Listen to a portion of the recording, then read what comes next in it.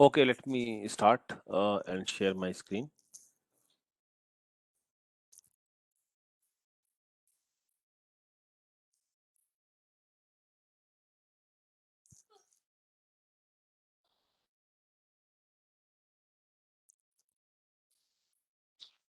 As I was speaking about certain mathematical preliminaries, and I was using the slides by Professor Bush from Louisiana State University. Again, I'm just acknowledging him.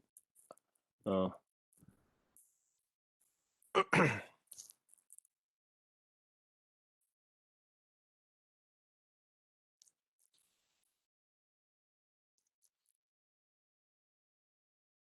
okay, can you see my slides? Anyone can tell? Yes, sir. Yes, Okay, sir. Yes, sir.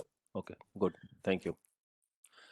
So we talked up till about Cartesian product last time. Uh, Now I'm going to talk about functions. What is function? So I think you know all these things, but I'm just recalling the facts.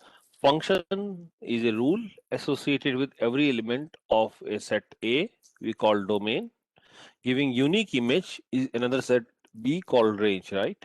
So it is, for example, here A is 1, 2, 3, 4, 5, and B is ABC. If we define function only from 1 to 3, then that will be known as partial function because it is not covering every element of the domain, right? So a function, a actually a rule is said to be function if it covers every element of the domain. The mapping should be from for every element. We should know what to do. Okay, and so we denote it as f from A to B. Okay. Now another important question is about relations. So relations, is a subset of the Cartesian product A cross B. Suppose A is a set, B is a set, A cross B is a Cartesian product. Any subset of the Cartesian product is known as relation. And normally it is expressed as ordered pairs R is equal to x1 y1 comma x2 y2 comma x3 y3 and so on, right? So we say that xi is related to yi, or that means x1 is related to y1, x2 is related to y2, x3 is related to y3 and so on. Okay. For example, this relation could be greater than. So we can say that 2 is greater than 1, 3 is greater than 2, 3 is greater than 1 and so on. 4 is greater than 1 and so on. So these are known as uh, relations, and there are three kind of relations. Reflexive, x is related to x for every x, and actually from A, if A cross B is the Cartesian product, for every x in A, x is related to itself. X is related to x itself. Symmetry, if x is related to y, it should imply that y is related to x. And transitivity relation, if x is related to y, and y is related to z, then x is related to z. So basically, I will give you another example. So for example, one such relation could be equality. X is always equal to x. If x is equal to y, then y is equal to x. If x is equal to y and y is equal to z, then x is equal to z. This is an example of relation. Equal sign is an example of relation. Another very nice example that you already know. So I'm going to tell is our set, say integer modulo n. Integer modulo n, is our basically is ring, right? If n is not a prime, if n is prime, then we know that it is a field, right? We know that from our previous classes. Now actually we say that A is related to B if and only if A minus B is multiple of n, so congruent to 0 mod n.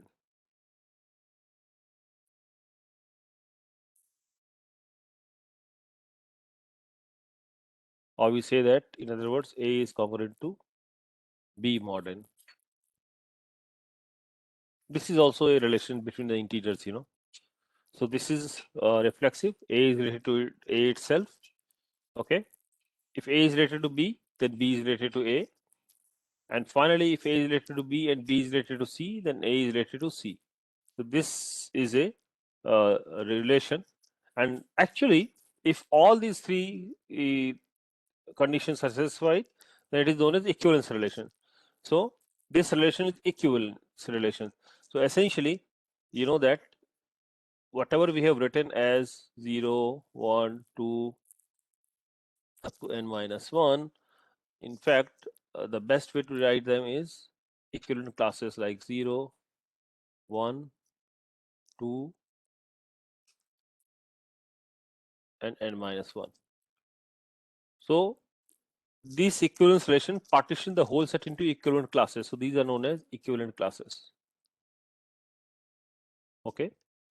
And now you can see that any two elements. So what happens basically, these equivalent classes is a partition of the whole set. And if you pick up two numbers in the same equivalent class, they are related to each other. Okay. If you pick something from here and something from here, they will never be related. Okay. They are not related. So whenever we do this partition, so this partition means, so here, if you look at all those numbers which are related to, which are congruent to 0, okay, mod n are related to itself, right? So similarly, these are all which are congruent to 1, means the remainder is 1. Here the remainder is 2. So all the elements, so for example, here the elements are 2, 4, all are related to each other because, uh, it all depends. So if I take, say, n is equal to 3, so we say that Z3 will be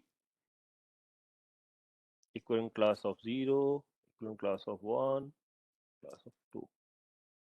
When we divide by 3, so reminders are either 0, 1, or 2. Right. So any integer, any two integers which will be multiple of 3 will be belongs here in equivalent class 0.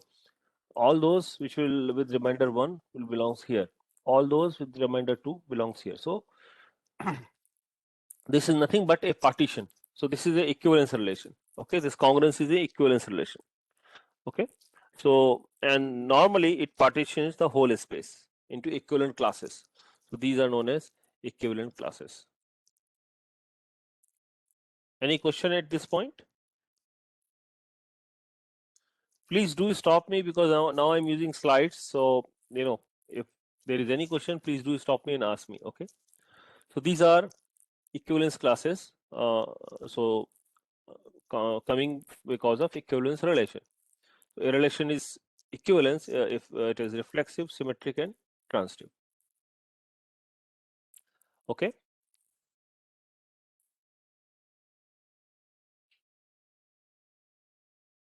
So here, another example for equivalence relation R. Equivalence class of X is all those Y's which such that X is related to Y. So example, if R is equal to, our relation is 1, 1, 2, 2, 1, 2, 2, 1, 3, 3, 4, 4, 3, 4, 4, 3. Equivalence class of 1 is this one and this 2, because 1 is related to 1 and 1 is related to 2. So 1 and 2 are there.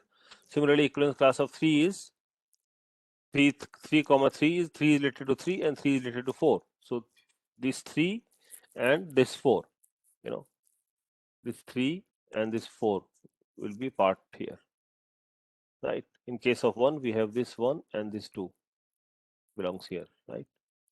So these are known as equivalence classes.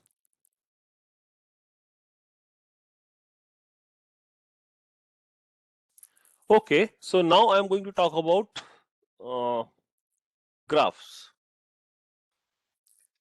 So I think graph, I'm not sure if you have encountered before, but graphs are very interesting object, discovered because of a river and bridge problem in, Konsberg river problem. It is a very well-known problem in Europe. So basically, we have a directed graph. So there are directions. So basically, it is consisting of nodes and some edges. These are known as node and these are known as edges, and these are directed edges. There is an arrow here, so where to go, right? So for the example in this graph, there are 1, 2, 3, 4, 5. 5 nodes are there. Okay, and how many edges? 1, 2, 3, 4, 5, 6, 7 edges are there. Okay, so how many edges are there? 1, 2, 3, 4, 5, 6, 7, 8. 8 edges are there, right? Okay, 8 edges are there. So now you can see that nodes we can write down as, so A, B, C, D, E, A, B, C, D, E. These are the nodes. Edges are A, B. Okay, this is one edge. Then BC, BC is the second edge. Okay, BC, and so on. There are all 8 edges are there. So this is a graph. Any question at this point?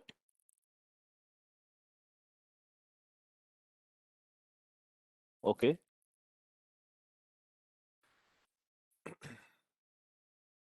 Now we define what is known as label graph. Now you can see that I have labeled the edges. So 1, 2, 3. I can label them. So if I label them edges, then this is known as label graph. Okay. Now we can define what is known as walk. Excuse me, sir. Yes, please.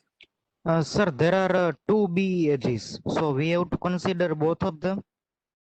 2 B edges means? BE have two edges, na? Yeah, Two that is okay. edges. Yeah. So it's just a label, It's just label. No problem. Okay. It's just a Okay, label. Okay. okay, sir. Okay. Now walk. Walk is a sequence of adjacent edges. So for example, starting from E, we can go to D, D, we can go to C, and from C, we can go to A. So this is a sequence of adjacent edges. So this is nothing but a walk. Okay. This is a walk. Okay. Walk. Okay. This is a walk. Path. Path is a walk where no edge is repeated. So actually here, since no edge is repeated, this is also known as, path. Path is a walk where no edge is repeated. Okay, no edge is repeated. Okay. Simple path, if no node is repeated. When you walk along the graph, if no node is repeated, then such a path is known as simple path. Okay. These are some basic definitions of graphs. We will be covering graph theory in more detail towards a later part of the things, but whatever is needed, I am covering here for studying the theoretical computer science portion. Cycle. So what is cycle? Cycle is a walk from a node,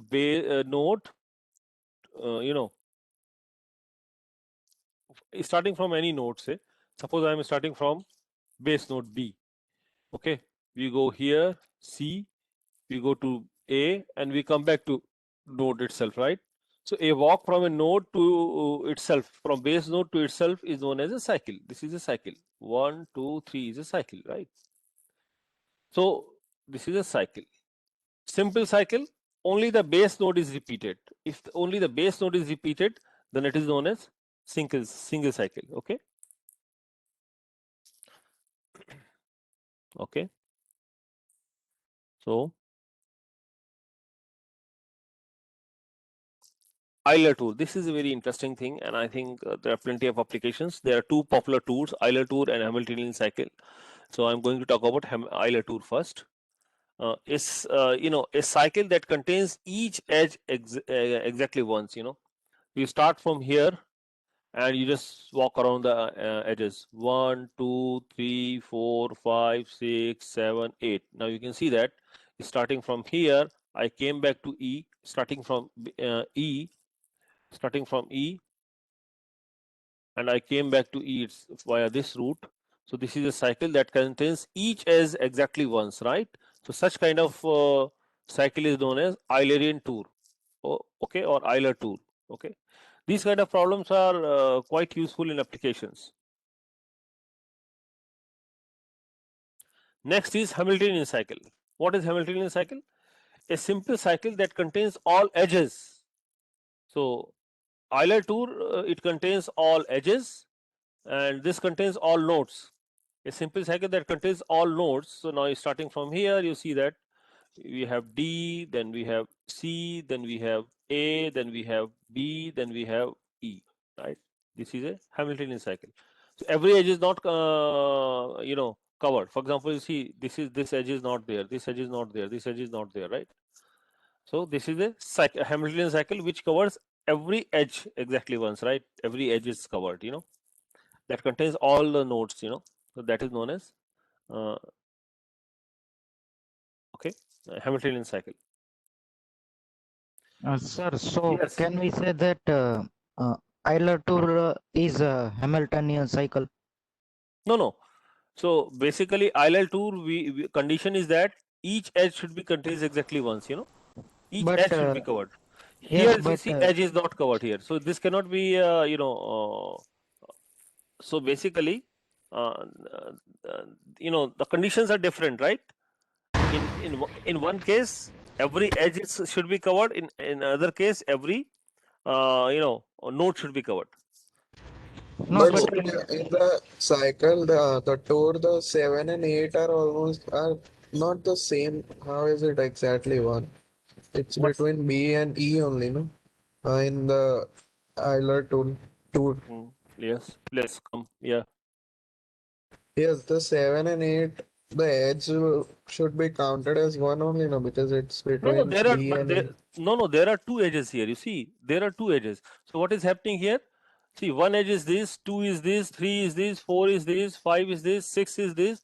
Then I'm covering 7 edge, and then I'm going back to base to 8 edge. So it may be possible between two edges, between two nodes, there are multiple edges. That might be a possibility. But if we cover all edges exactly once, so I am only walking on this edge number 7 only once. And similarly on edge number 8 only once, right? So this is the Euler tour. Got it? and sir, Yes. in this Euler-Tour, all nodes are also covered.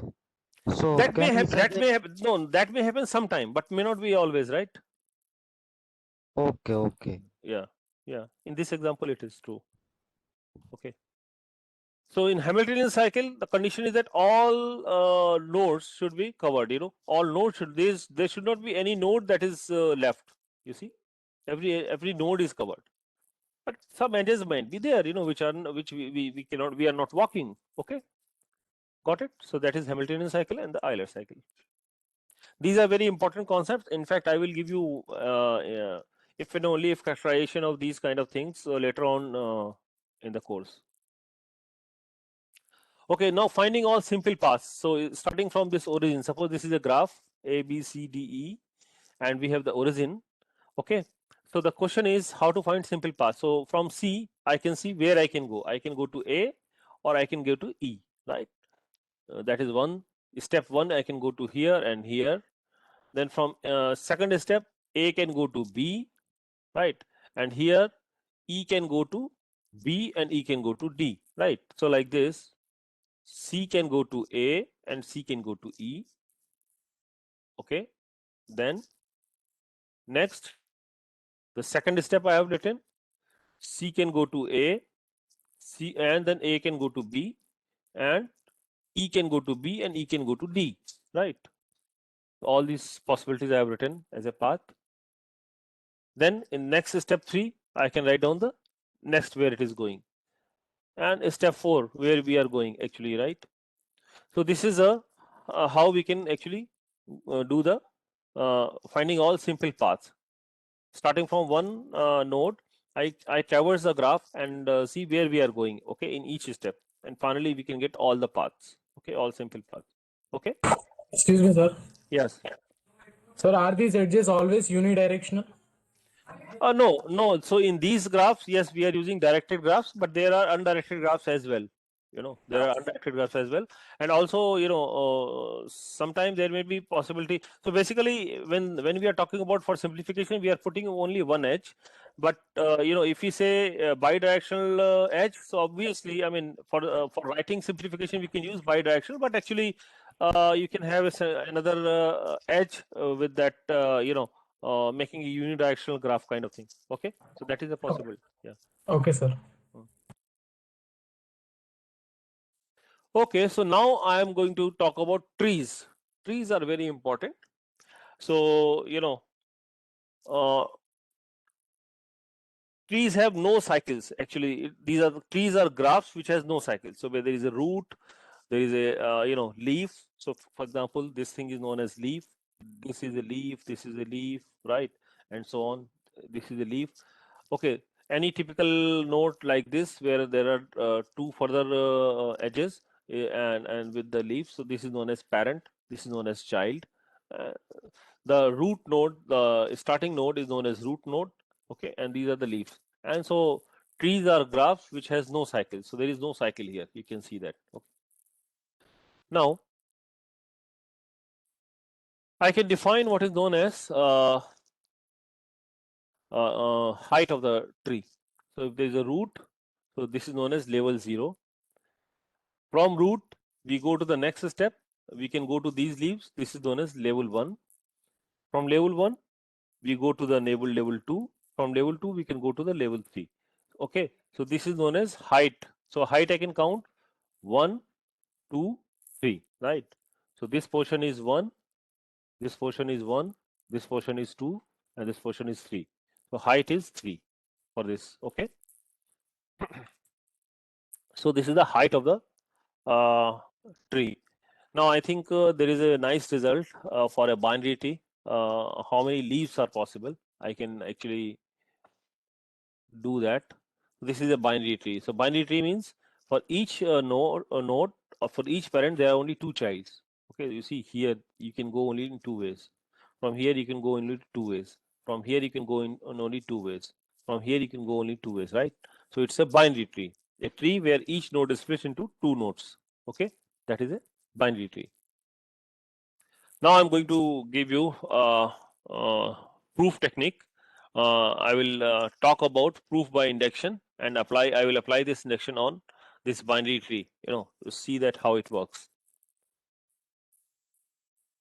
So what is the induction? So induction proof by induction is very powerful technique. So proof is quite simple, and many times many complicated statements can be proven. So inductions are of different kind. The basic induction, the structural induction, and so on. I'm going to talk about only the basic induction. So if we have statements like P1, P2, P3, if you know that for some B that P1, P2, B, PB statements are true, and for any k greater than or equal to B, that imply that if P1, P2, Pk is true, if it happens that this implies that Pk plus 1 is true, then every Pi is true. Okay, so let me give you an example so that it is clear. So how do we prove it? Inductive hypothesis, we find some small cases P1, P2, Pb, and for which we just verify that it is true. Then we assume induction hypothesis. So let us assume that P1, P2, Pk are true for any k greater than or equal to B, and then you show that for next step Pk plus 1 the statement is true. So assuming that it is true for P1 up to Pk and then show it for Pk plus 1 that it is true, then the proof is complete. So here is the example. A binary, so our theorem says that a binary tree of height n has at most 2 raised to power n leaves. It cannot exceed the number of leaves in a binary tree of height n cannot exceed 2 raised to power n. So the proof is by induction. So let us watch it carefully. Let Li be the maximum number of leaves of any subtree of at height I. So okay, so I assume the induction hypothesis. So I'm just calling that Li is the maximum number of leaves of any subtree at height I. Suppose this is a whole tree at any typical height I.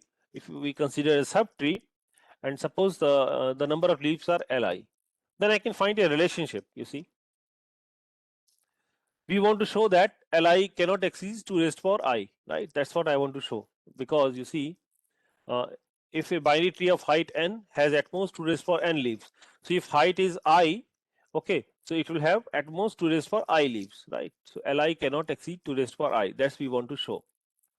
Induction hypothesis, induction base cases, when I is equal to 0, there is only single node, so it's a root node, trivial case, so it is true, right? There is only one, right? So this is satisfied, right? If I is equal to 0, we know that as 0 is 1. It should not exceed 1, but it is 1, which is fine. So induction hypothesis, inductive hypothesis, let us assume that the number of leaves cannot exceed 2 raised power I for all I is equal to 0, 1 up to k. Okay, from 0 up to k. So induction step. So we are assuming the hypothesis that it is true for all smaller cases up to k. I want to show that k for I is equal to k plus 1, L of k plus 1 cannot exceed 2 raised power k plus 1. Then we are done. Okay. So first we verify the base case, which is true because it's a very simple case. Induction hypothesis, assume that Li cannot exceed 2 raised power I for all I from 0 to up to k. And induction step is we need to show that L of k plus 1 cannot exceed 2 raised power k plus 1. Okay. Now the trick is, we will use this induction hypothesis and the structure of the tree to prove this statement. So let us see how. So what happens if you look at a tree of height k, which is something like this. I know that if we increase the height to k plus 1, so each node will split into 2 nodes, right? Each leaf will split into 2 nodes, whatever is there. In some places, of course, it is not, but overall, that is the case, right? So now we know that from induction hypothesis that for up to this portion of the tree, L of k cannot exceed 2 raised power k, right? This is true by induction hypothesis because of this fact. By induction hypothesis, that length of the number of leaves of height I cannot exceed 2 raised power I, right? This we know. For I is equal to 0 to k, so this will be true for this tree of height k also, right? This cannot exceed 2 raised power k. Now, in the next step, I want to verify that L of k plus 1 to prove that L of k plus 1 cannot exceed 2 raised power k plus 1. That I have to show. Now what happens? L of k plus 1, if I consider, right, this is nothing but 2 times L of k. Do you agree? Number At of leaves. max. Yeah, at max, correct. Right. So this is something important because this 2 is very, very important, right? So let me show you here. So L of k plus 1 cannot exceed 2 times L of k because each is splitting at most 2, right? In splitting in 2. So this is less than or equal to 2 times L of k. Now L of k we know is 2 raised to power k. So this whole thing is less than or equal to 2 times 2 raised to power k is equal to 2 raised to power k plus 1. Because we add at most 2 nodes for every leaf of level k. At most 2 is important. Okay. This is the important thing. So that means L of k plus 1 cannot exceed 2 times L of k. L of k we know is less than or equal to 2 raised to power k. So the overall thing is 2 raised to power k plus 1. So our things are proved. Got it? Any question? Okay. So this is a really basic idea saying that by induction hypothesis, I have shown to you that a binary tree of height n has at most 2 raised to power n leaves. Okay. Now, yeah, so this is at most. Okay. Now, actually, I am going to show you another proof, example of another proof by contradiction. Okay. But I think this also you might have done already. So, proof by contradiction. We want to prove that a statement is true. Okay. So, we want to prove that the statement is true, that a statement P is true. We assume that P is false. In the proof by contradiction, we assume that P is false. Then we arrive at an incorrect conclusion. Therefore, the statement P must be true. Okay. Okay. So, how do we do this? Let me show you.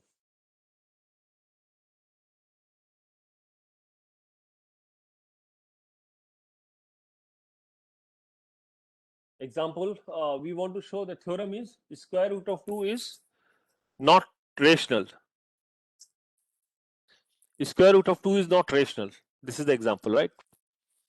So assume by contradiction that it is rational. So suppose that we assume the false thing. Suppose that square root of 2 is a rational number, right? That means square root of 2 is equal to of the form n by m, where n and m have no common factors. Now we will show that this is impossible, okay? That this cannot be possible. We suppose that it's a rational number, right? So I think you might have done this in your calculus class, but anyway, we'll repeat it. So we will show that this is impossible. So once we know that root 2 is of the form n by n, we assume that it is of this form. That means 2 is equal to n square divided by m square, right? 2 times, that means 2 times m square is equal to n square. So that means n square is even.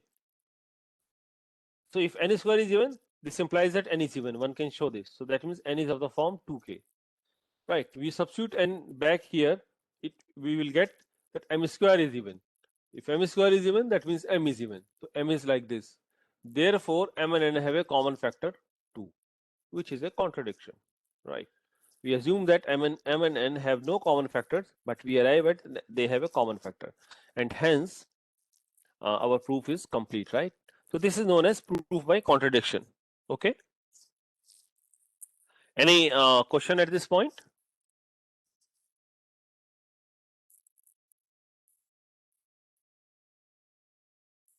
Okay. So that's all about certain mathematical basics that I wanted to cover. Now I'm going to give you an idea of what is language.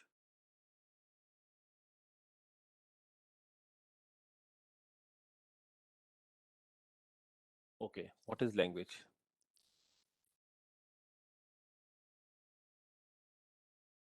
Again, I'm using the slides of Professor Bush. So thanks to him.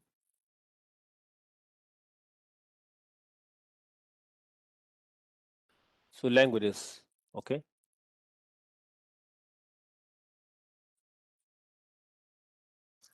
So language is a set of strings. Okay, what is a string? A string is a sequence of symbols from some alphabet. Okay, so a language is a set of strings. A string means a sequence of symbols from some alphabet. So for example, cat, dog, house, these are strings, right? And language is collection of these strings like cat, dog, house, right? And alphabet is A, B, C, Z in case of English language, right? So these languages are used to describe computational problems. For example, primes can be written as 2, 3, 5, 7, 11, 13, 17, and so on. Even can be written as 0, 2, 4, 6. Alphabet, where alphabet sigma is 0 to 9. Okay, so these are two problems. So basically, computation is translated to a set membership problem. So we can ask a question: is the number x prime or not? So equivalent set membership problem is whether x belongs to this prime set or not. This is a computational problem. Okay, this is an example of a computational problem. We want to check whether this is true or not. Now, formally, so alphabet is a set of symbols. So example alphabet, normally we take sigma is equal to a comma b, only having 2 elements. So a string is a sequence of symbols from the alphabet. For example, a, ab, abba, aaa, bbb, aab, right? These are example strings. So string variables are, we can write down like them as u is equal to ab, v is equal to bbb, aaa, and so on. Okay, these are the strings variables we write in terms of uvw.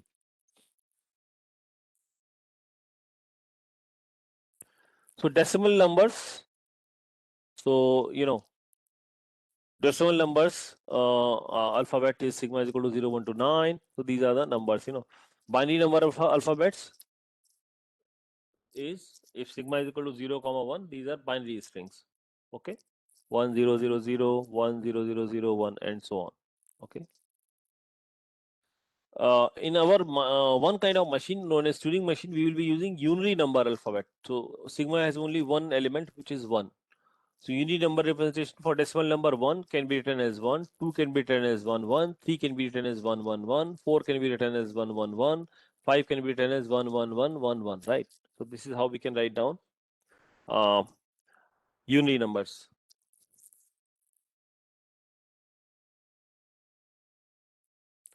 Now we can talk about string operations. Okay, we can do certain string operations. If W is A1, A2, AN, and V is B1, V2, BM, their concatenation, we can do concatenation operation on the strings is WV, right? You first write down W and then V. This is a concatenation of WV. For example, if one string is A, B, B, A, another string is B, B, B, A, A, then concatenation is A, B, B, A. So up to this point, you see, this is your first, sorry, 1 minute. So this is your first string and this is your second string. Okay. So you can see that this is a concatenation. The string operations is concatenation what we are doing. Reverse. Okay. If W is A1, A2, AN, then reverse is just reverse. First AN, then AN minus 1 and AN minus 2 and so on up to A2, A1. So for example, if the string is something like this, A, B, A, B, A, B, B, B, the reverse will be B, B, B first, then A, then A, B. Okay. So B, B, B, A, then B, A, B, A, B, A, B, A, right? Reverse. Okay. This is reverse of a string we can define. Now we can talk about string length. Length of a string is number of symbols present in the string. For example, if W is equal to A1, A2, AN, the length of the string is and there are n symbols present. Okay. For example, here AB, BA, the length is 4, right? In this AA, the length is 2. Okay. Here string A, the length is 1. Okay. Please do stop me at any point and ask me a question if you have any question at any point. So length of a concatenation string will be sum of the corresponding strings, right? Which is obvious because we are putting the two strings together, right? So if U is equal to AAB, V is equal to this, so we know that length of U is 3, length of V is 5. So length of concatenation is AAB. So this is AAB portion here, you can see that, and then the second one, right? So concatenation of UV will be these two strings together, so length will be 8, which is 5 plus 3, right? Which is true. Sir? Yes? Sir, what does symbol here refer to? Symbol means, alphabet things like A, B, C, D. These are symbols. Characters. Characters, yeah, you can say characters. Sir, in this example, Mhm. we know that U and V are string variables, right? Mhm.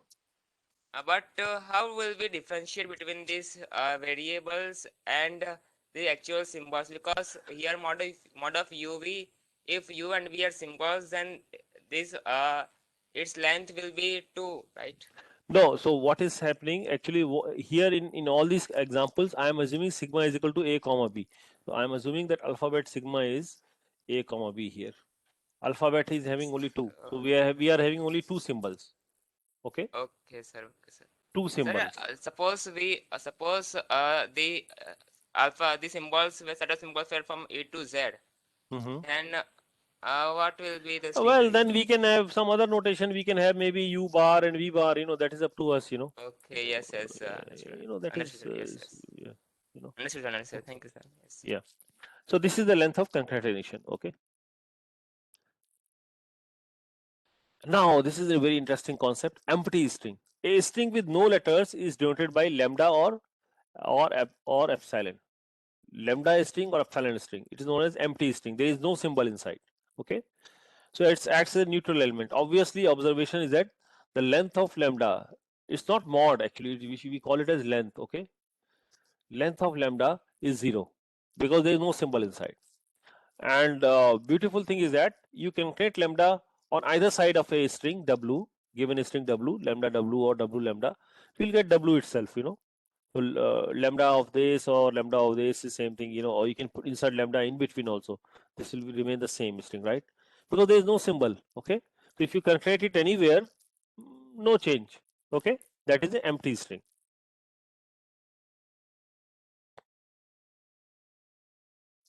Now there is a very interesting concept of known as substring. So let me show you what is substring. a substring of a string, a subsequence of consecutive characters. Okay. So suppose the string is A, B, B, A, B. So this A, B portion, is a substring, right here. Similarly, if you take this much portion, this is also a substring here. Or if you take only one symbol here, that is also a substring. Or if you take all last 4, then this is a substring. These are nothing but substrings. Okay. So substrings of a string is subsequence of consecutive characters. Fine. Prefix and suffix. So a string is given as A, B, B, A, B. So prefix are, so here actually, I can say that lambda is a prefix when empty string and suffix is the whole string, right? That is one possibility. Another possibility will be you take A to be the first as a prefix and rest of them as suffix. Okay. Or if you take AB as a prefix and then rest of them is suffix and so on. Finally, whole string as a prefix and lambda is a suffix. So basically, in any string, at any point you can break, and one portion is known as prefix and the rest of the portion is known as suffix in the string, right? Prefix and suffix. This is very easy to understand, right?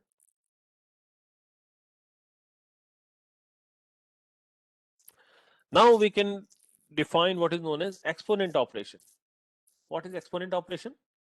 If W is a string, W raised to power n is concatenating W n times. W n times. You concatenate it. So for example, if the string is A B B A whole square, so it is A B B A and A B B A, right? And we define by notation, that any raised to the power 0, any string raised to the power 0 is empty string. Okay, by definition we define it like this, so that means A B B A 0 is lambda, because we are not concatenating with anyone, so we will get empty string. Okay, so that is a notation. Okay, now there is a very nice operation known as star operation. Sigma star. If sigma is sigma star is set of all possible strings from the alphabet sigma. So if sigma is A B, so all possible strings are empty string. Okay, string of length 0, string of length 1, there are 2, string of length 4, there are 4, string of length 3, there will be 8, and so on, right? So set of all possible strings from the alphabet sigma. If sigma is A comma B, sigma star is all possible strings. This is also another notation, star operation. Then we have plus operation, sigma plus. Set of all possible strings from the alphabet sigma except the empty string. So if sigma is A comma B, sigma star is all these strings. So if you delete the empty string, you get sigma plus notation. Okay, so this is another notation. So sigma plus and sigma star, these two things are important, sigma star and sigma plus. Okay, now we are ready to define what is language. A language over alphabet sigma is any subset of sigma star. Basically, any bunch of strings, a collection of any bunch of strings is known as language, right? So if sigma is A comma B, sigma star is all possible strings. So this is our universal set. You take any subset of sigma star, any subset. So language singleton lambda, this is a language, or A B, this is a language, or you can have lambda A B B A B A B A B A, this is also a language. Any subset of sigma star is a language. Okay, so basically what we are saying that any bunch of any collection of strings forms a language. This is the proper definition, formal definition of language. Okay,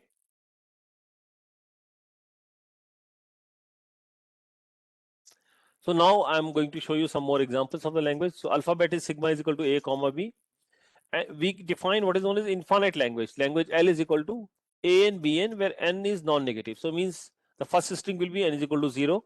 We have this empty string. For n is equal to 1, we will have AB.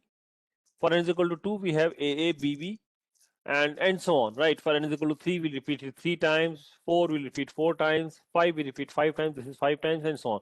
These are all strings belongs to L. Okay, but note that BBA BB does not belong to L. Can anyone tell why? Or this doesn't belong to L? Because A and B are Because not they're not unequal equal. times. Because number of A's and number of B's are unequal there, right? Because they are not same. Okay, that is true, correct. Sir, can we arrange this? Arrange this means? This A B B is there, so can we arrange it A B A B? No, not like that. No, symbols are fixed actually. Okay. The positions are fixed here. Okay, now prime numbers. If alphabet is this is another example. So languages, primes can be written as set of all those x in sigma star, right? Because numbers you can form from this alphabet, right? If all 0 to 9 digits you can use, such that x is a prime. So we know that prime set is this 2, 3, 5, 7, 11, and so on. Even and odd numbers can be described also. So these are all examples of languages, even language, odd language, right? All those x in sigma star such that x is even. All those x in sigma star such that x is odd. This is odd, right? If alphabet sigma is 0, 1 to 9. Addition of unit numbers, so we can define alphabet sigma to be 1 plus and equal. The language can be defined as all those things of the form x plus y is equal to z, where x is 111 n times, y is 111 m times, and z is 111 k times, right? Where n plus m is equal to k. So 111 plus 111 is equal to 111. This is belongs to addition, and this does not belong to addition, right? These things are easy. I'll leave it. Squares we can define of unit numbers in the same way. This is an important thing. Two special languages. Empty language, okay, and language with empty strings. There is a difference. This is a very common confusing problem, confusion that arises in many minds. That empty language means this is a set with no symbol inside. This is empty language. A language is empty if there is no string inside, actually, right? If there is no string inside. A language with empty string is not empty. It contains an empty string. Okay, you got the point? There is lambda inside the set, so it contains empty string. So basically the cardinality of this lambda is 1, right? Whereas cardinality of this is 0. You see that cardinality of this number of elements in this empty language is 0, whereas the number of elements in this language with empty string is 1, because there is empty string inside. Okay, got it? So cardinality of this is 3, cardinality of this is 5, and so on, right? So I think this is very important point. Empty language and language with empty string. You should be very clear between the two. Any question at this point?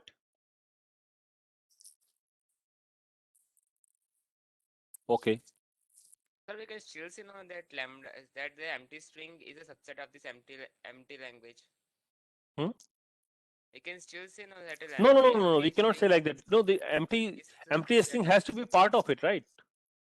Yes. So this collection has no language inside. So basically this collection has no string inside, no string at all.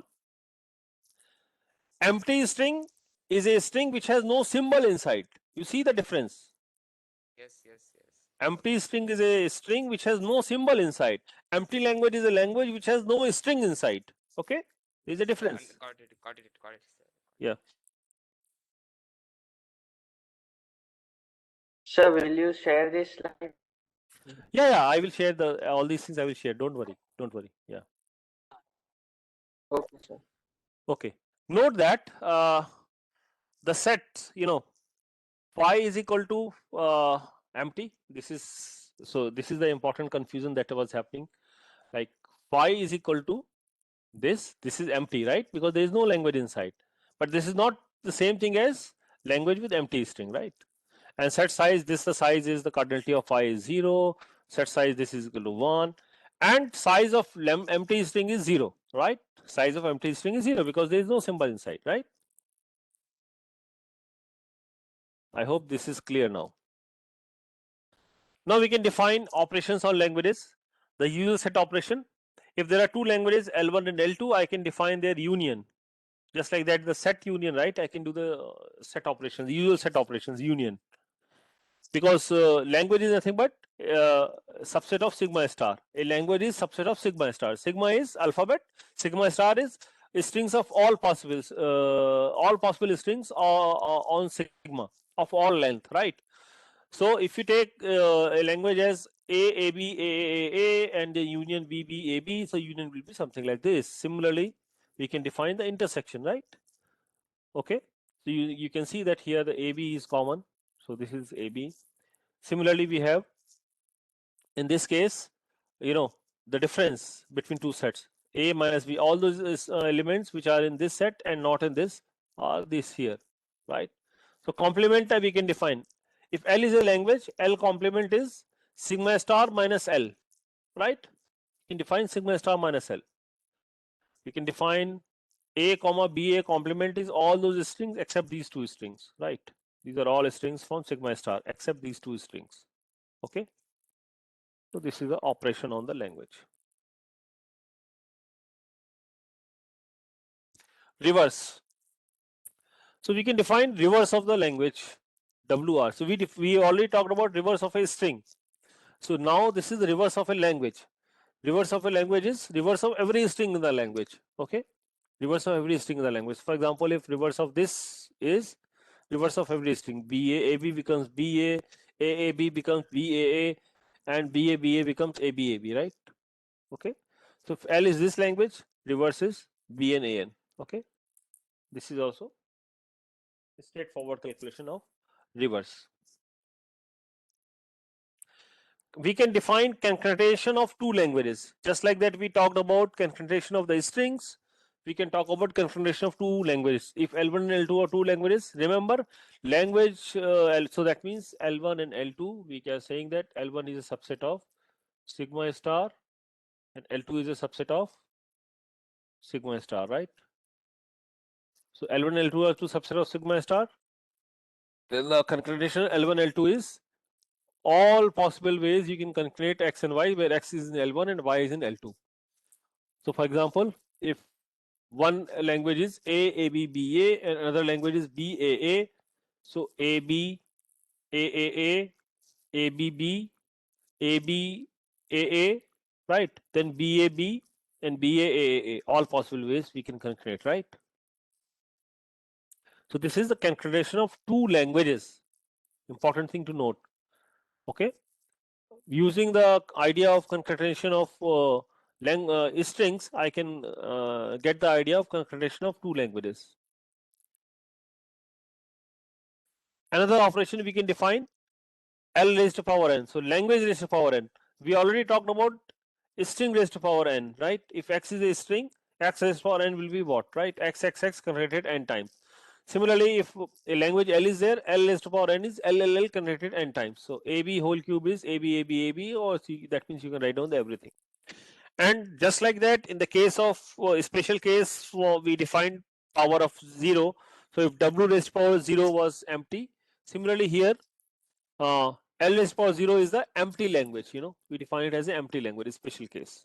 Okay.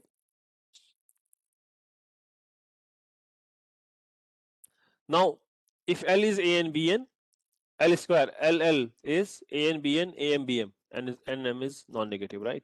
So strings of this form. This is the example. Now there is a very nice closure known as clean closure. Clean closure or star closure. Clean star. So given a language L, all strings that can be constructed from L. Okay. So L star is L0 union L1 union L2 and so on. Basically, this is L0 is a trivial case. L1 is the language L itself. L square means concatenating L with L twice and so on, then thrice and so on, right? For example, if the alphabet is so if the language is A comma BB, its star is lambda A BB, then concatenating of L with itself will give you these four. Concatenating of L with itself 3 times will give you this, and so on. So these are all, L star or clean star or star closure of a language L. Okay. Positive closure. when obviously L0 is not part of it, you know. So L plus is nothing but L1 union L2 union L3 and so on. But L0 is not part of it. That's all. Okay. So here, so we have taken this lambda out here. Lambda we are deleting, and then we get this. L0 is not there. This is known as positive closure. So that's all for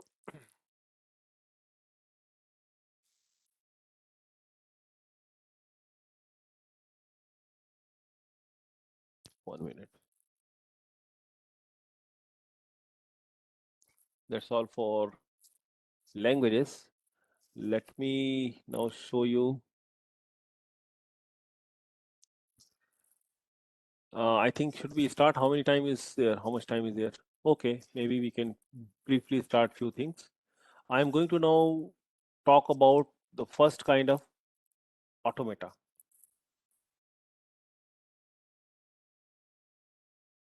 Again, I'm using the slides by Professor Bush, so I am thankful to him. He allowed me to use these slides. So these slides are really nice because you know I could have written these things, but actually writing will take a lot of time. So here our time is saved quite a lot because these are really nice slides full of examples. Okay, so I am ready to talk about what is known as deterministic finite automata. Okay, so what is this finite automata? I told you that finite automata is, so there are I think, you know, if you remember, I talked about there are 4 kind of machines.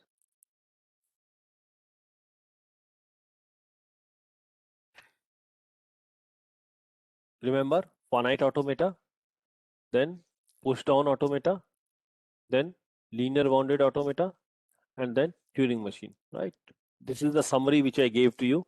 That any computer science, there are only 4 kind of machines. Finite automata, so I'm going to describe now finite automata. What is finite automata? Then we'll talk about push down automata, linear bounded automata. We will not discuss much, but we'll talk about Turing machine. Okay.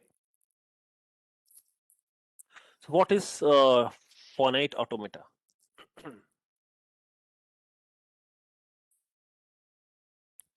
So deterministic finite automata. So there is a finite automation. There is an input tape where strings can come, and there is an output which is either accept or reject the string. Okay. So any automata either accept or rejects a string which is given as an input to the automata. Okay.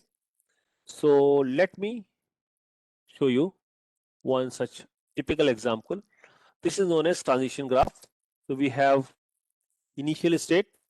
So this is our Q naught is the initial state. So this, you know, if I write symbol like this, so this is always the initial state. Okay. So normally there is only one initial state. This is the initial state here, and this is the final state or accepting state. Accepting state means there are 2 circles. Okay, something like this. When we write, then it's accepting state.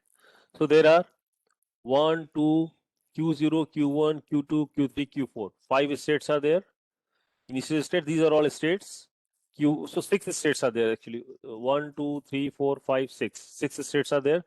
These arrows are known as transitions from this state to this state. These A and B are inputs. Okay, we are in one state, so we know if I receive A, what to do. If I receive B, what to do. Okay, you know where to go. This is a typical configuration of DFA. Let me give you an example. One very important thing in DFA. So here the alphabet sigma is equal to A comma B. Okay, and so for every state, very important notation for every state. So for example, suppose I am focusing on Q naught.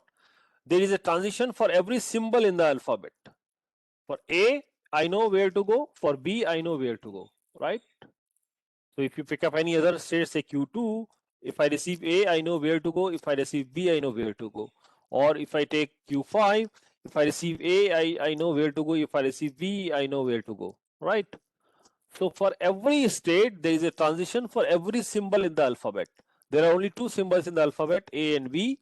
So I'm using each of these symbols to move, to take a move where to go actually.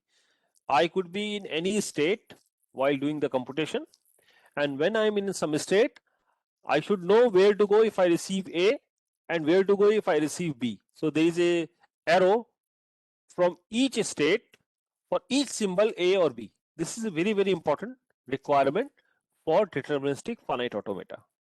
Okay, this is a very important requirement for DFA, deterministic finite automata. Deterministic means we have a deterministic choice, We'll talk about non-deterministic as well later on.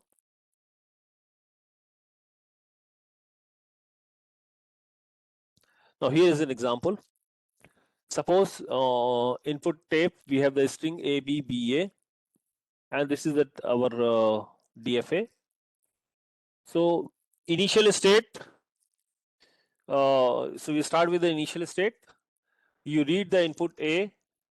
After reading input A, I will go to Q1, right? Then the next input is B. Then I go to Q2.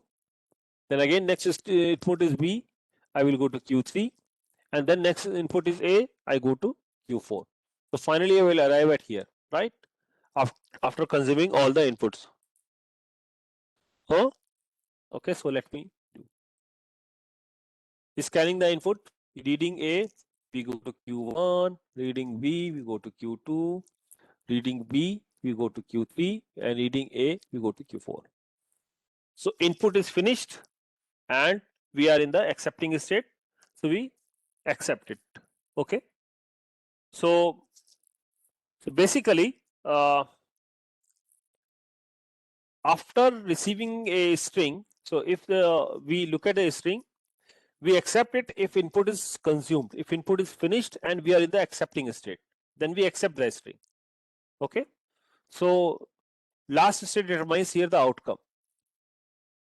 A rejection case, you see, the string is ABA. You receive A, you can see that we'll go to Q1. After receiving B, I go to Q2, and after receiving A, I go to Q5. Input is finished, but we are not in the accepting state, so we reject this string ABA. Any question at this point?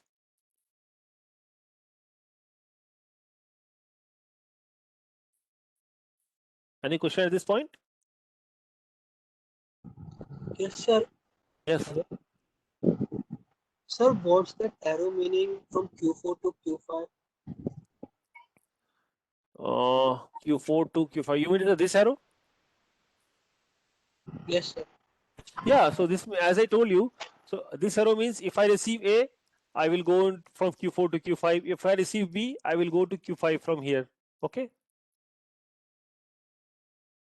But sir, Arrow is, after going into accepting state, then if other further string is there, so it will go in Q5, right?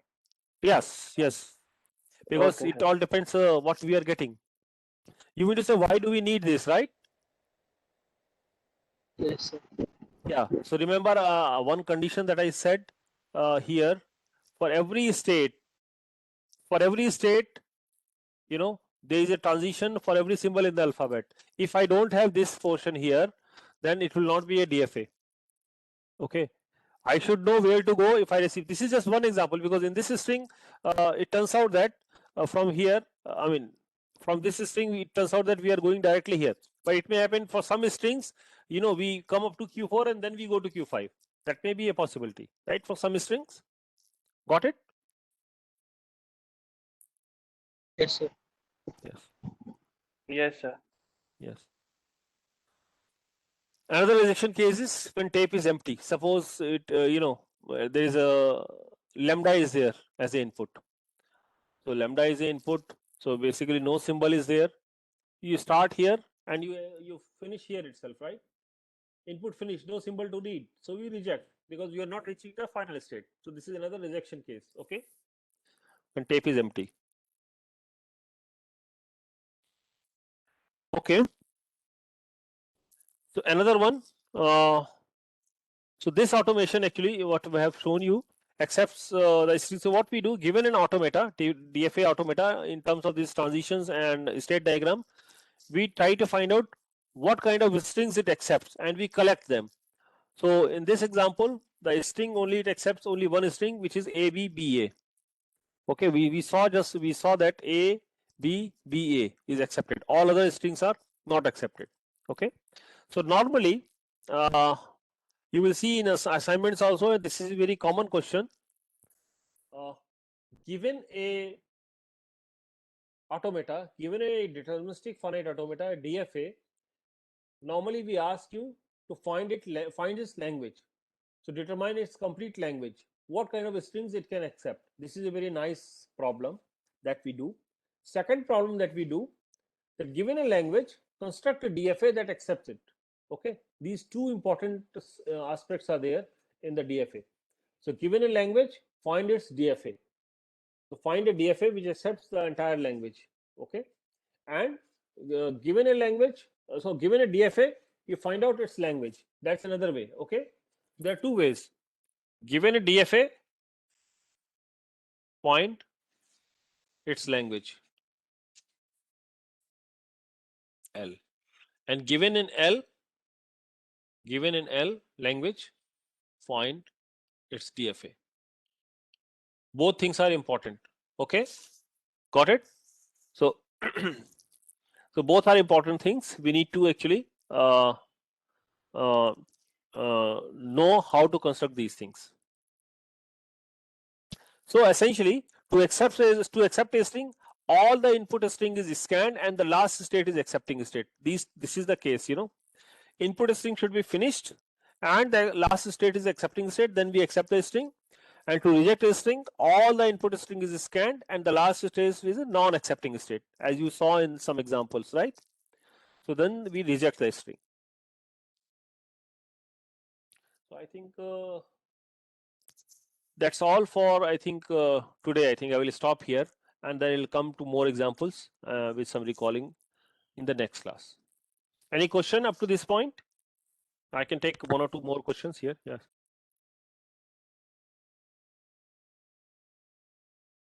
Any question? Yes, sir. What's the use of this DFA? As I told you, DFA is a very small form of computing device, and one such application is the mind of your lift. You know, the lift that you use, the elevator that you use. It is it uses this DFA. Similarly, the vending machine operates on DFA. Okay, so it's a very useful concept. In fact, some modification of DFA is also used in speech processing and so on. You know, a lot of other applications are there, but these are two common applications. Okay, so this is a very important concept from the discrete mathematics point of view. Okay.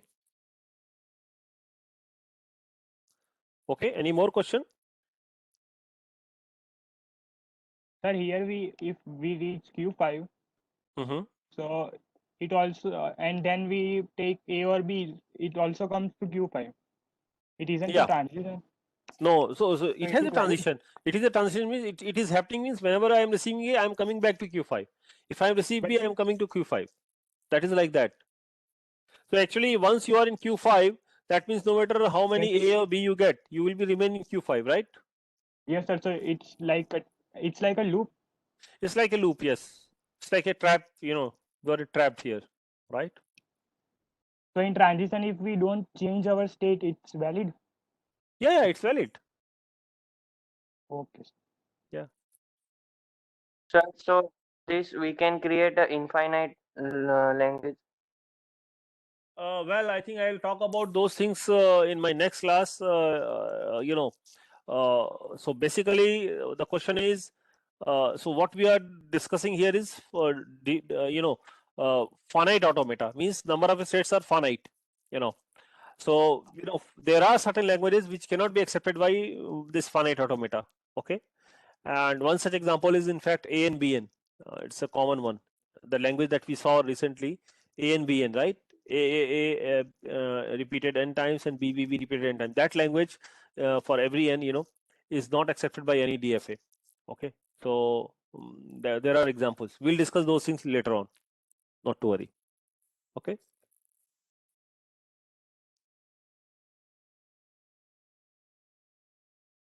Okay, so if there are no more questions, I will close. Thank you very much.